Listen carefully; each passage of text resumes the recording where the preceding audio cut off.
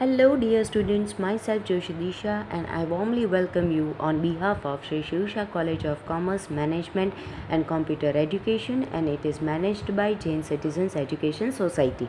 And yes, we are referring Sitamna Das and Company. So, dear students, today we are going to study chapter number 6, that is oligopoly. Right? તો ઓલિગોપોલી એટલે શું?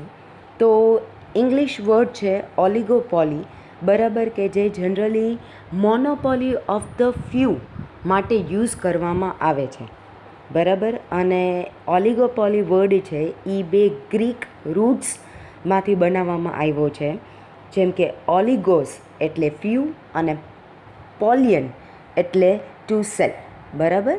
This it means the system in which, બરાબર, એનો મતલબ છે કે system જ્યાં few sellers છે, બરાબર, કે બહુ ઓછા લોકો વેચવાવાળા છે, બરાબર, માર્કેટમાં, એ માર્કેટને ઓલિગોપોલી કહેવામાં આવે છે. ઓલિગોપોલી છે એ ઇમ્પરફેક્ટ માર્કેટ છે જેમાં ફ્યુ ફર્મ્સ છે, બરાબર, જે પ્રોડક્શન કરે છે, અને એ જે પ્રોડ્યુસ્ડ ગુડ્સ છે એ બહુ ક્લોઝ સબસ્ટિટ્યૂટ્સ છે. આપણે એમ ન કહી શકીએ કે પરફેક્ટ સબસ્ટિટ્યૂટ છે, પરફેક્ટ સબસ્ટિટ્યૂટ નથી, પણ ક્લોઝ સબસ્ટિટ્યૂટ છે, બરાબર. તો that is the oligopoly market. In short, એ પરફેક્ટ કોમ્પિટિટિવ માર્કેટ છે અને ત્યાં ફ્યુ ફર્મ્સ છે એ સેલ કરે છે, બરાબર, અને ક્લોઝ સબસ્ટિટ્યૂટ્સ છે પણ પરફેક્ટ સબસ્ટિટ્યૂટ્સ નથી, right. So that is the meaning of oligopoly, બરાબર. હવે કેરેક્ટરિસ્ટિક્સ ઓફ ઓલિગોપોલી, તો પેલું છે small number of sellers and producers. જેમ મેં હમણાં જ કીધું કે ઓલિગોપોલીમાં બહુ ઓછા પ્રોડ્યુસર્સ અને સેલર્સ છે, બરાબર. તો જ્યાં ઓછા પ્રોડ્યુસર્સ અને સેલર્સ હોય, બરાબર, એને ઓલિગોપોલી માર્કેટ કહેવાય. જેમ કે cement, chemicals, fertilisers, aluminium, motor cars, TV sets, આ બધી વસ્તુ એવી છે કે જેમાં ઓલિગોપોલી આપણને જોવા મળે છે. ધેન પ્રોડક્ટ્સ હોમોજીનિયસ ઓર પ્રોડક્ટ ડિફરન્સિએશન. તો ઓલિગોલીમાં ક્યારેક પ્રોડક્ટ્સ છે એ હોમોજીનિયસ જોવા મળે છે. હોમોજીનિયસ એટલે સિમિલર કાઇન્ડ, બરાબર, જેમ કે સિમેન્ટ. અને ક્યારેક પ્રોડક્ટ ડિફરન્સિએશન બી જોવા મળે છે, જેમ કે મોટર કાર્સ, બરાબર. આમ તો કાર જ છે પણ બધાના ફીચર્સ છે અને બધાનું લુક ને એ બધું છે એ અલગ અલગ છે, રાઈટ. સો પ્રોડક્ટ હોમોજીનિયસ અને પ્રોડક્ટ ડિફરન્સિએશન બંને વસ્તુ જોવા મળે છે. Third point is producer determines the quantity of production. તો પ્રોડ્યુસર ઉપર ટોટલ ક્વોન્ટિટી છે એ ડિપેન્ડન્ટ છે, બરાબર, કે પ્રાઇસમાં જે બી ઇફેક્ટ્સ આવે ચેન્જીસની, એના અકોર્ડિંગ પ્રોડક્શનમાં ચેન્જીસ કરવામાં આવે છે. Fourth point is the seller may determine its price. તો ઓલિગોપોલીમાં સેલર્સ છે એ પ્રાઇસ નક્કી કરી શકે છે, પણ જ્યારે એ લોકો પ્રાઇસ ચેન્જ કરે છે ત્યારે એ લોકો એમના કોમ્પિટિટર્સને ખાસ ધ્યાનમાં રાખે છે કે જો એ લોકોને સેલ વધારવું હોય તો પ્રાઇસ ઘટાડવી પડે, પણ જો એ લોકો પ્રાઇસ ઘટાડે તો સામે એમના રાઇવલ્સ છે, જે કોમ્પિટિટર્સ છે, એ પ્રાઇસ ઘટાડશે. મીનવાઇલ જો એ પ્રાઇસ વધારશે, બરાબર, તો પાછા સામે કોમ્પિટિટર્સ છે એ પ્રાઇસ વધારશે નહીં. તો આ બધી વસ્તુના કારણે થોડું એ લોકો જ્યારે બી પ્રાઇસ ચેન્જ કરે છે ત્યારે એમના કોમ્પિટિટર્સને ધ્યાનમાં લે છે. Fifth point is kinked demand curve. Very very important topic કે જે ફર્ધર આપણે આને ડિટેલમાં સ્ટડી બી કરવાનો છે. તો કિંક્ડ ડિમાન્ડ, બરાબર. તો ઓલિગોપોલીમાં ડિમાન્ડ કર્વ છે એ કિંક્ડ છે, કારણ કે ફર્મ પ્રાઇસ રિડ્યુસ કરે તો રાઇવલ્સે રિડ્યુસ કરે છે. એનો મતલબ કે એ લોકો પ્રાઇસ રિડક્શન છે એ ફોલો કરે છે, બરાબર. એટલે ફર્મ છે એ પાછી ડિમાન્ડ છે એ વધારી શકતી નથી. એના કારણે ડિમાન્ડ કર્વ છે એ લેસ ઇલાસ્ટિક છે. On the other hand, if the firm increases prices, બરાબર, એની સામે જો ફર્મ ભાવ વધારે તો પાછા રાઇવલ્સ છે, કોમ્પિટિટર્સ છે, એ પ્રાઇસ વધારતા નથી, બરાબર. They are not following price rise.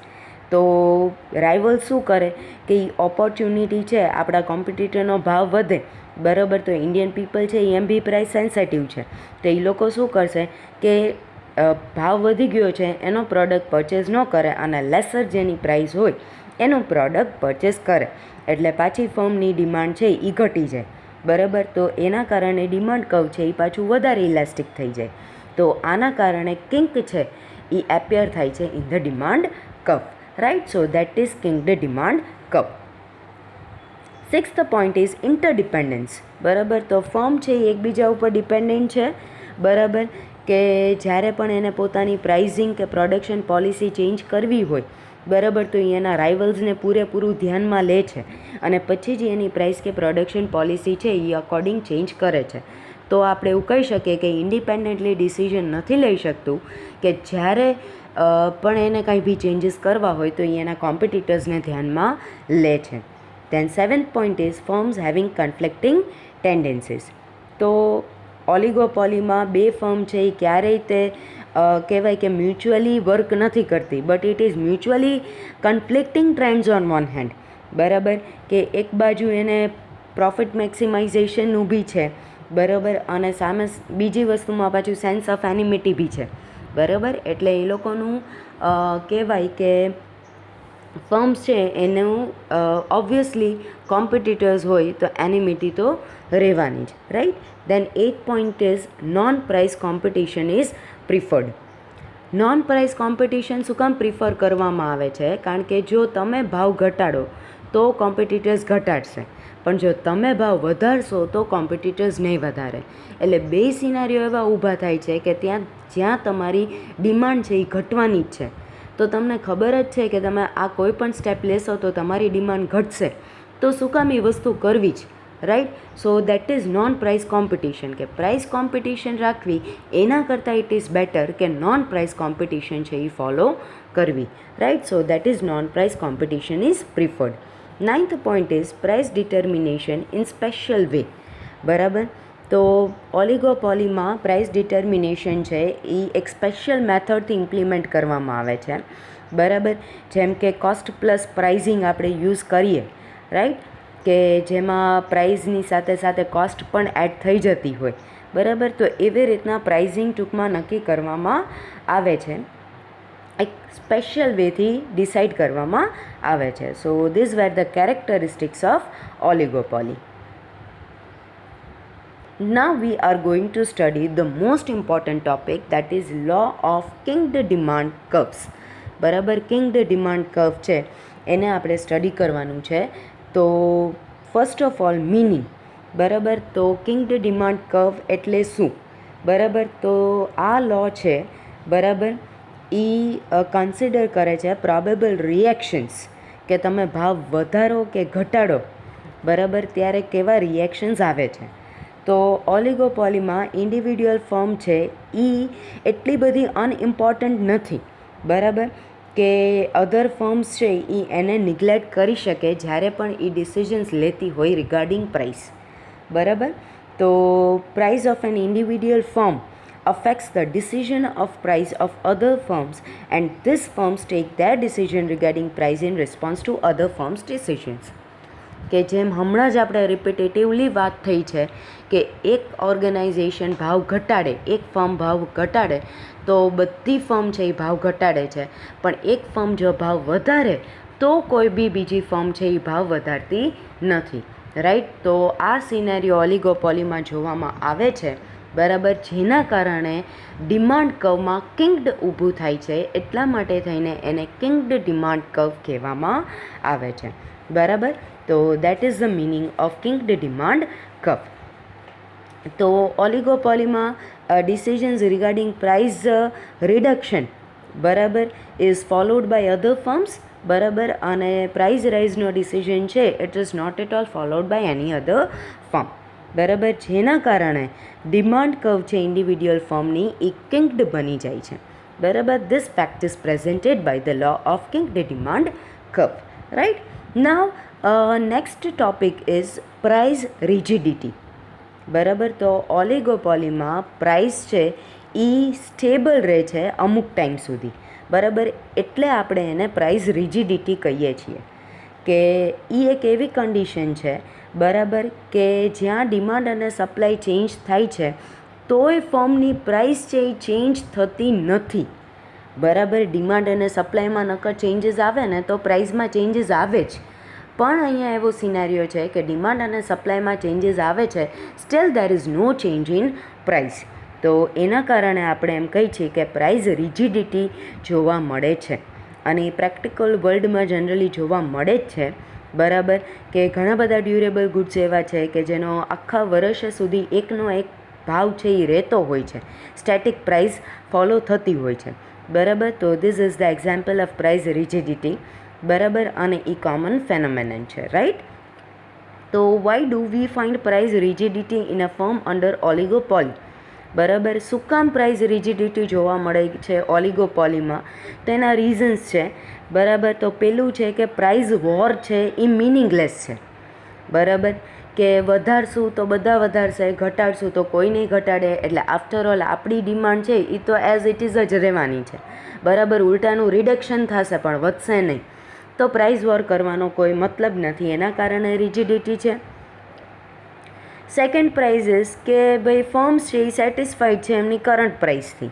બરાબર, કરંટ પ્રાઇસ છે, આઉટપુટ છે, પ્રોફિટ છે, એનાથી એ લોકો સેટિસ્ફાઈડ છે, અને એ લોકો અનનેસેસરી અનસર્ટેનિટી અને લેક ઓફ સિક્યોરિટી છે એ અવોઇડ કરવા માગે છે. બરાબર. થર્ડ વન ઇઝ કે એ લોકો સ્ટ્રિક્ટ રહેવા માગે છે કરંટ પ્રાઇસને, જેનાથી કોઈ પણ નવી ફર્મ ઇન્ડસ્ટ્રીમાં આવે તો એને એ લોકો અવોઇડ કરી શકે, right. Then there is a non-price competition is more appropriate than price competition, એવું બિલીવ કરે છે.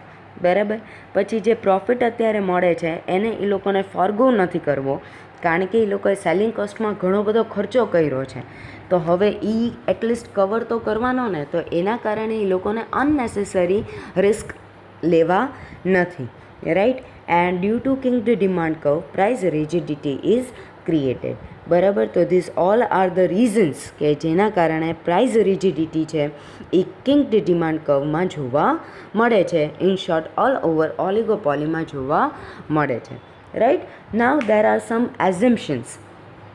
ઓલિગોપોલીના અમુક એઝમ્પશન્સ છે. તો ફર્સ્ટ વન ઇઝ કે there is an established price of the commodity. બરાબર, એક એસ્ટાબ્લિશ્ડ પ્રાઇસ છે અને બધા એને વ્યવસ્થિત રીતના ફોલો કરે છે. એક ફર્મનું એટીટ્યૂડ બીજી ફર્મના એટીટ્યૂડ ઉપર ડિપેન્ડન્ટ છે. બરાબર, ઇન્ટરડિપેન્ડન્સ છે, આપણે હમણાં જ આવ્યું હતું. બરાબર, પછી એક ફર્મ જો વધારવાની ટ્રાય કરે પ્રાઇસ, બરાબર, તો એક ફર્મ જો સેલિંગ ઇન્ક્રીઝ કરવાની ટ્રાય કરે બાય રિડ્યુસિંગ ધ પ્રાઇસ, તો બીજી ફર્મ છે એને ફોલો કરતી નથી. બરાબર, they oppose the price reduction, right. Then if any firm increases the price, બરાબર, તો એ લોકો પાછા એ વસ્તુને ફોલો નથી કરતા, they stick to current price. And the last one is કે માર્જિનલ કોસ્ટ કર્વ છે, that is passing through two sections of marginal revenue curve. As a consequence marginal cost છે એ પ્રાઇસ અને આઉટપુટને અફેક્ટ કરતું નથી, right. So this are the assumptions of oligopoly, right. Now the process of price determination. બરાબર, કે process શું છે પ્રાઇસ ડિટર્મિનેશનની? તો according to principle of king demand curve, બરાબર, પ્રાઇસ અને આઉટપુટ છે એ તમે ફિગરમાં જોઈ શકશો એવી રીતના ડિટરમાઇન થાય છે. બરાબર, તો let us look over the figure. તો ઇન ધ ફિગર DA-D1 છે એ કિંગ ડિમાન્ડ કર્વ છે, ઓપી પ્રાઇસ છે એ ડિટરમાઇન કરવામાં આવી છે, અને OM પ્રોડક્શન છે is determined because at OM output MR અને MC2 છે એ ક્રોસ કરે છે એકબીજાને at the point E.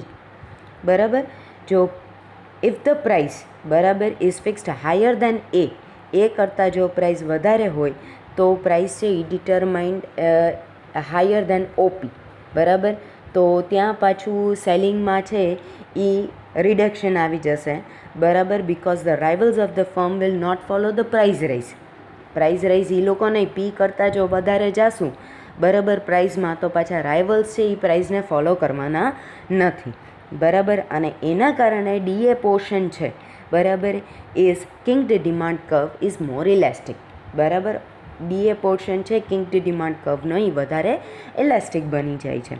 Therefore, price rise of the firm will reduce its total sale. Not only that, it will reduce its total revenue and decrease in profit. બરાબર કે total revenue છે એ બી ઘટાડશે અને પ્રોફિટમાં બી ઘટાડો થશે. Right. So that is the scenario કે જ્યારે price વધે છે. બરાબર. હવે જ્યારે પ્રાઇસ રિડ્યુસ થાય છે that is it reduces price below એ ઓર લેસ દેન ઓપી. તો રાઇવલ ફર્મ છે એ ફોલો કરે છે પ્રાઇસ રાઇઝ. બરાબર. તો they will also reduce their price. બરાબર. અને આવા સર્કમસ્ટાન્સીસમાં ડિમાન્ડ છે of the firm will increase but its profit will be less than before. બરાબર. અને એ રીઝનના કારણે AD1 portion of kinked demand curve છે એ ઓછો ઇલાસ્ટિક થઈ જશે. The part of MR curve is negative after N. Right. So thus firm suffers loss in both the situations, price reduction અને price rise. બરાબર. બે સિનારીઓમાં આપણે જોયું કે એ વધારશે કે ઘટાડશે તો એને લોસ સફર કરવો પડશે. બરાબર. તો it will not change price beyond a point either upward or downward. Consequently, the price of the firm becomes rigid.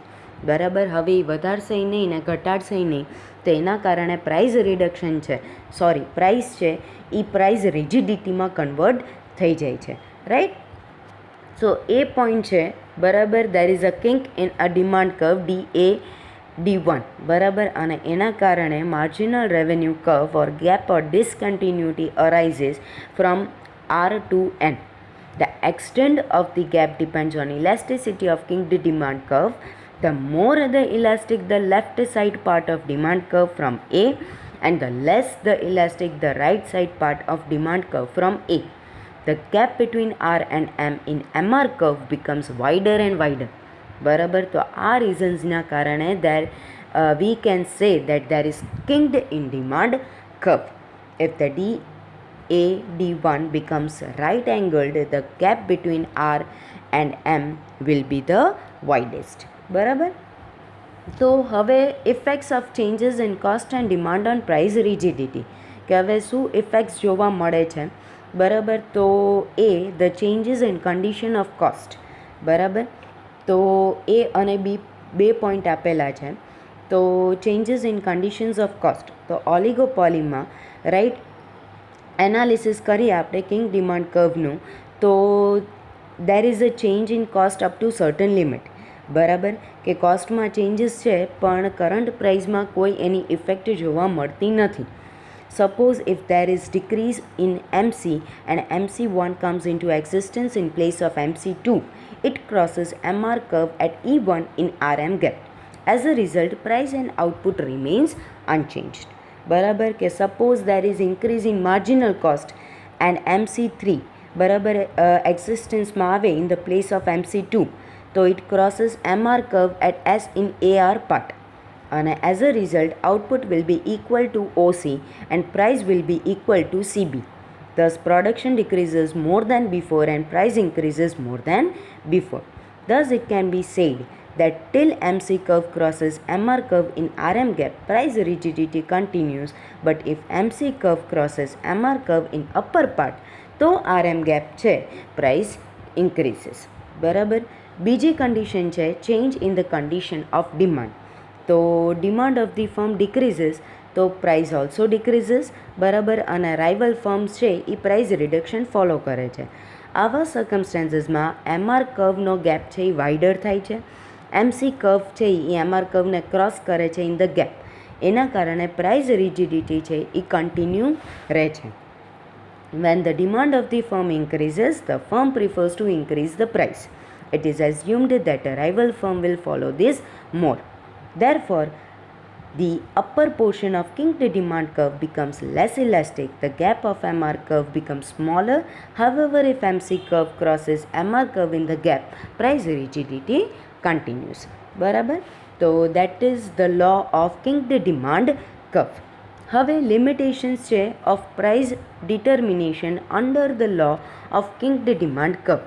બરાબર. તો આપણે સ્ટડી કર્યું કે કેવી રીતના પ્રાઇસ ડિટરમાઇન થાય છે in the kinked demand curve analysis under oligopoly. બરાબર. તો in this type of analysis there are certain limitations and shortcomings. So they are as follows. So in the analysis of demand curve, if we accept assumptions made for price determination, it is possible that gap of MR curve is not big enough that MC curve pass through it. બરાબર, તો એના કારણે demand કે cost છે એ ઘટે છે અને gap છે એ નાનો થાય છે અને પ્રાઇસ છે એ ચેન્જ થાય of instead of remaining rigid. કે એવું નથી કે ઓલ ધ ટાઈમ તમને પ્રાઇસ રિજિડિટી જ જોવા મળે. ઘણા એવા સર્કમસ્ટાન્સીસ છે કે જ્યારે તમને પ્રાઇસમાં ચેન્જીસ બી જોવા મળે છે, રાઈટ. અને સ્ટિગલર ક્રિટિસાઇઝ કરે છે પ્રિન્સિપાલને અને કહે છે કે this law does not explain the fact કે પ્રાઇસ ચેન્જ થાય, બરાબર, અને શું કામ એ રિજેક્ટ થાય છે અને એક નવું કિંક છે એ ડેવલપ્ડ કરે છે કે ક્રિએટ કરે છે, બરાબર. Then third point is price rigidity છે આ લોમાં એ ઇલ્યુઝનરી છે. કે પ્રાઇઝ રિજિડિટી છે એવું નથી કે there is always price rigidity. ઘણીવાર એવું થાય છે કે પ્રાઇઝ રિજિડિટી ફોલો નથી બી થતી, તો એના કારણે એને ઇલ્યુઝન ક્રિએટ કર્યું છે. Then the analysis of kinked demand curve assumes that the firm follow price reduction but does not follow the price rise. તો સ્ટિગ્નર એક્સેપ્ટ કરે છે કે આ ફેનોમેનન છે એ વેરીફાઈડ કે હિસ્ટોરિકલ ટેન્ડન્સીસથી અપ્રૂવ ક્યાંય થયું નથી, બરાબર. કે જો ઇન્ફ્લેશન જોવા મળે તો ફર્મ છે એ પ્રાઇસ રાઇઝ બી ફોલો કરે છે, કે એવું નથી કે કાયમ એ લોકો પ્રાઇસ રાઇઝને ફોલો નથી જ કરતા, રાઈટ. ઇન્ફ્લેશન જેવું આવે તો એ લોકો પ્રાઇસ રાઇઝને ફોલો બી કરે છે.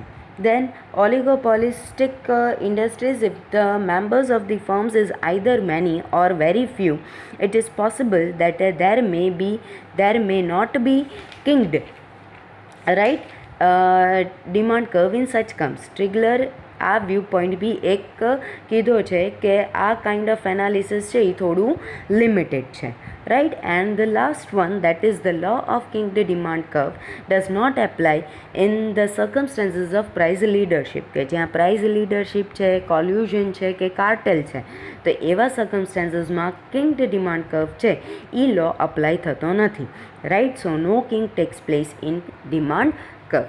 તો આ બધી લિમિટેશન્સ કીધી છે. તો કોઈ પણ લો હોય તો એના પ્રોઝ એન્ડ કોન્સ તો હોય જ છે, right. So year we are completing chapter number 6, that is oligopoly. So thank you dear students.